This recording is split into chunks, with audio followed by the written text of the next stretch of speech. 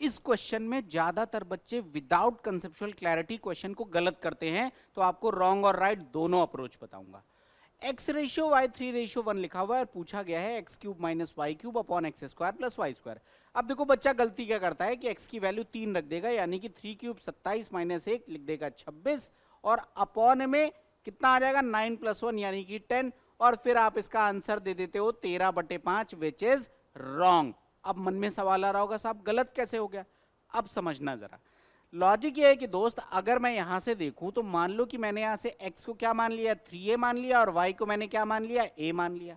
अब अगर मैं वैल्यू रखूं x क्यूब का मतलब 3a का whole cube which is 27 a cube, minus में y क्यूब यानी कि a क्यूब, अपॉन में 3a का whole square this is 9a square, plus में y square which is nothing but a square.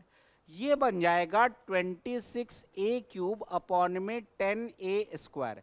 देखो आपका आंसर आ रहा है 26a/10 मतलब 13/5a। तो एग्जैक्ट रेशियो तो नहीं आया। तो क्या लॉजिक है इसके पहले, देखो अगर कभी रेशियो में ऐसे वैल्यू दी गई और जो पूछा जा रहा है यहां पर देखो न्यूमरेटर और डिनोमिनेटर की डिग्री अलग अलग है।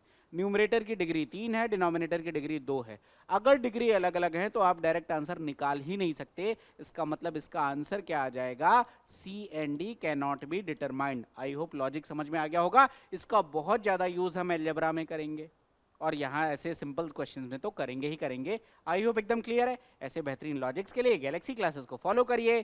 Thank you.